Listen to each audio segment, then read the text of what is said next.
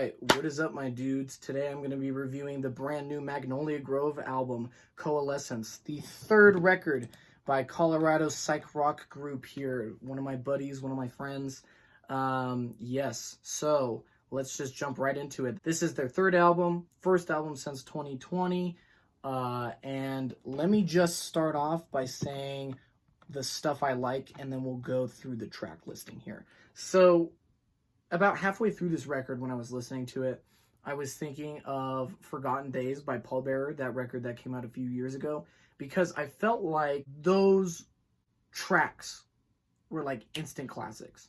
And they tie the kind of the ideas, the sounds of previous records, and really like fleshes it out. And it creates like a good blend between catchiness and experimentation and familiarity to really create like super fleshed out, super solid songs. It's like the meat has been stripped off and you're getting like pure music that is straight from this band. And I think that makes it a more solid and cohesive sound that is unique. So I know that's kind of like a weird way to start it off or a weird way to compare it, but it's just like, when I heard this record, I'm like, okay, they have their sound now. Like, they really have it.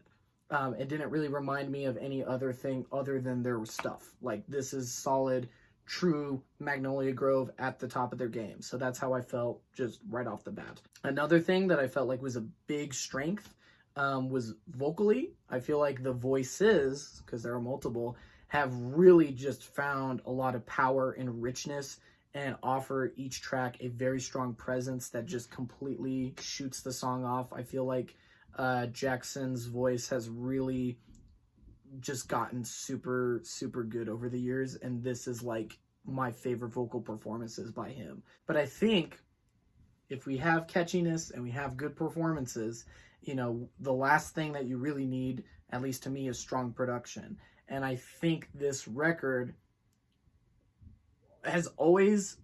this band has always had great production, has always had really good sonic spheres just in your ears working great, but this one feels really spacious. Like, it feels really full. I would say like the soundscape is completely utilized. Like, the audio space is completely utilized. There's no blank space in this sound at all. There's no part where I'm like, oh, you know, the low end could have been turned up or whatever. No, it's completely filled out. With the electronics, with the pedals, with this production, it just feels like a breezy summer in your ears, or like I feel like an interplanetary traveler. Like, I just feel like I'm in the world that this record is in. And that is probably with a psych rock band that uses as many effects and has so many layers to it. You need that production, and they fucking took it out of the park. Like, it's just insanely good. Moving on, let's just go through the tracks here and there. I'll just pick like my favorites. I mean, even with the intro, I mean, it's just a nice little fluttery instrumental, and it just completely kicks it out and eases right into Woozy, which I think is probably the most digestible track. I can understand why they released this song first, why they kicked this record off with it. It's just super, like, okay. I know what I'm getting myself into. Yeah, it's just a great riff, flowing production, you know, lots of movement in the song, lots of richness in the vocals, and that's really where this album shines, is just how rich and full it sounds paired with the catchiness. I think that's like the biggest thing. I think this is probably the catchiest Magnolia Grove record. Every song I'm like, damn, that is super catchy. And then I looked at the amount of songs that they released before this album. I'm like, damn, that's like half the album. But that makes total sense. I mean, each of these songs is super fun. Like, it's super fun to listen to. Once we kind of reach the middle of this record here, we have tracks like The Wanderer. And I think my personal favorite is probably Golden. I think The Wanderer and Golden kind of go hand in hand, back to back. But I quite enjoy Golden because it feels different enough and catchy to me, to the point where I'm like, wow, I really like this song. Like, the other ones, I'm like, these are great songs, but this one I feel a more personal connection with for whatever reason. And it just sounds like super lucid dreaminess, really rock and roll. Right when the vocals started, which Matt sings on this one instead of Jackson, there's a lot of grit to his voice. and it's just like a total, to me, it sounds like a John Denver song. Like if Rocky Mountain High was recreated for today, if this generation had a Rocky Mountain High, it would be this song, because it's talking about going to Colorado, it's talking about going to Golden, super catchy, a little sing-songy part there at the end. It's fucking great. I mean, I love it. And I think if Magnolia Grove wants to do more songs that kind of lean in a different direction, go a little bit more towards a different type of sound, just a hint of it, you know, not going like completely out of their realm or whatever, but I think doing that really creates super strong songs. And I think songs like Golden and like Wheels of Life, to me, felt like really strong songs, because I was like, oh wow, they're doing something really cool here. Like they're doing something, to me, feels a little bit different, feels like something I can really kind of be like, oh, that's interesting, or that's a little bit not what I was expecting. So I quite enjoy that. And with Wheels of Love, you know, it's borderline acoustic, but it's just slow, it's dramatic, it's super awesome, and I think that it's just really presents like, okay, this band can end off on a really nice note. And then you get the fucking epic, which is Perpetual Stew to close it off. It's just a 8-minute long rocker.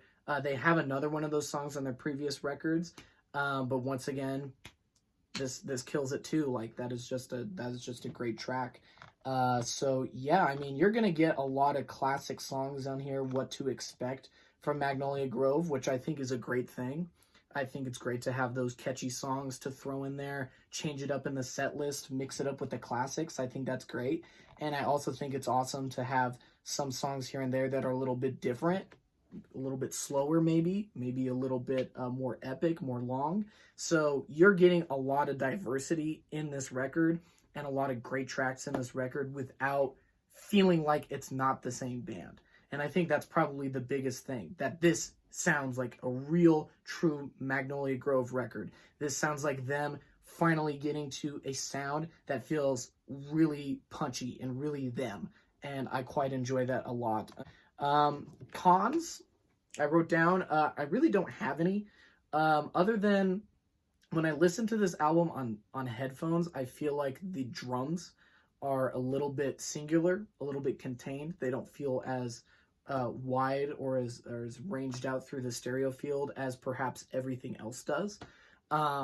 Maybe that was on purpose, because, you know, whenever I hear a splash, the decay is like super short. I'm not hearing that ringing on a cymbal. I'm not hearing like a lot of openness. It feels just a little thuddy.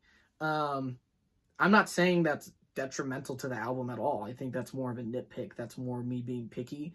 But if that was the point of the drums, like, it's great. It fucking works for the song. Like, that's just how it is. And I think it's awesome to try and do something like that. That's different than what I would do, you know? So overall, I mean, like I said, that's just a nitpick. And even then, it's really not that big of a deal. And I only heard it on headphones. So, you know, take it as you will. But I just wanted to, you know, point something out that just kind of stuck out to me. So, yeah, overall, this is a fucking awesome record, dude. This is a great album. If you guys have not heard this yet, please go ahead and do it.